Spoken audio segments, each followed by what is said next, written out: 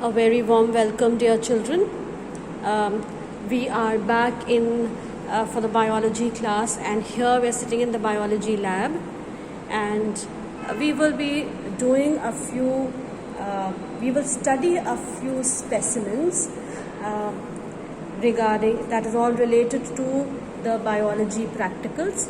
So we will be talking about the specimens and seeing what characteristic features you must look for when you are given these specimens to identify and write the characteristic features as well as the classification. Right. So a few we will do today, and then we will continue with the others later.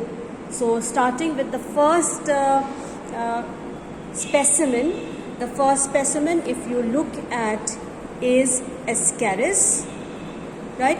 Ascaris lumbricoides is the scientific name, and this specimen, if you will see, it belongs to the phylum Nematihelminths, and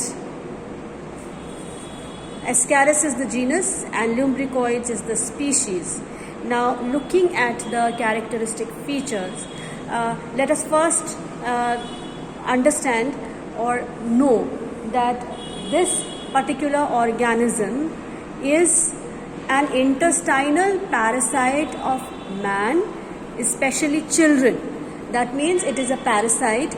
We know what is a parasite. A parasite is something, an organism which derives nutrition from a living host. So Ascaris is a parasite of man, and especially it is found in the children, that is in the intestine, right? So since it is found inside the body, so this is a kind of an endoparasite. Occasionally it may occur in the intestine of pigs, sheep, cattle, monkey also. Now if we look at the body of this parasite, we will find that the body is cylindrical, which is tapering at both ends. If you look at the top part, it is tapering, and if we follow it, look at the lower part is also tapering, right? So it is tapering at both ends, and the front end of the body has a terminal triradiate mouth. Now if we look at the diagram, here you can see the mouth which is terminal, that is at the end, right? It is triradiate, surrounded by 3 lips. Now if I enlarge the picture, you can look at the 3 lips that are there, right? Mouth, lips, it is labeled. So these are the features, few of the features. A little behind the anterior end, there is a small excretory pore, right? If you look at the diagram here, you will find the excretory pore just near the end of the mouth, or behind the anterior end is an excretory pore. And again, if you look at the diagram, we find that there is the adult worms are sexually dimorphic. That means sexual dimorphism is seen in these organisms, and we can see how the posterior end, males are comparatively smaller. That you can look also, the males are smaller, and the females are larger in size as compared to the males.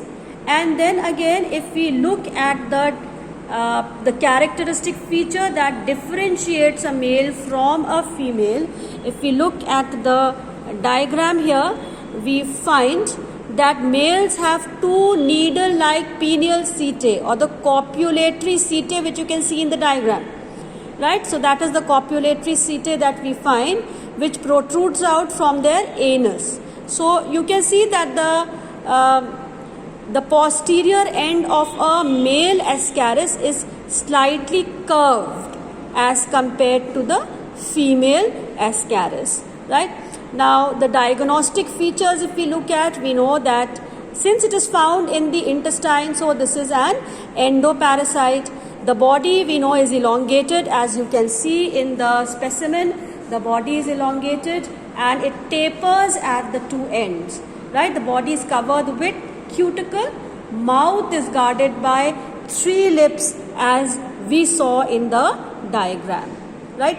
The next specimen that we will see is leech, right? This is the second specimen, that is leech, and the scientific name is Hirudinaria granulosa, right? That is the scientific name.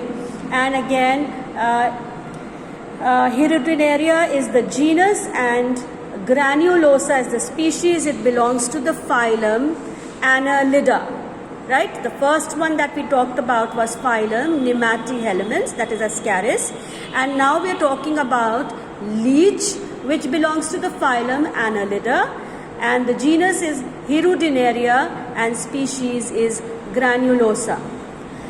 Now if we look at the characteristic, these leeches, I'm sure you must have seen leech in the rainy season, right? And how lovingly it sticks to the body, to the skin, to derive the nutrition that is from the blood, right? Otherwise it is found in ponds, lakes, rivers, swamps, etc., and in the moist soils near such water bodies. So these leeches are found, and if you go to the hilly regions in the during the rainy season, you will find that the leech, when you walk around, the leech may just cling to your body and suck the blood.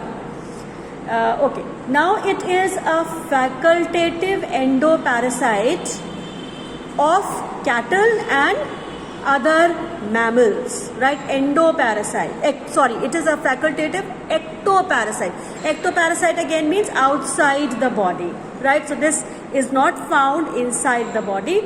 It is facultative ectoparasite of cattle and other mammals, right? So an ectoparasite of mammals. And what does it do? Is it sucks blood by periodically coming in contact with the body of the host. So that is how when I told you that these leeches, they stick to the body, they cling to the body, and why do they cling is with the help of the suckers, they suck the blood. That is the nutrient, that is the nutrition that they get. So if we look at the structure, we find that his body is somewhat dorso-ventrally flattened, right? Dorso is back and ventral is front. It is flattened and measures around 15 centimeters.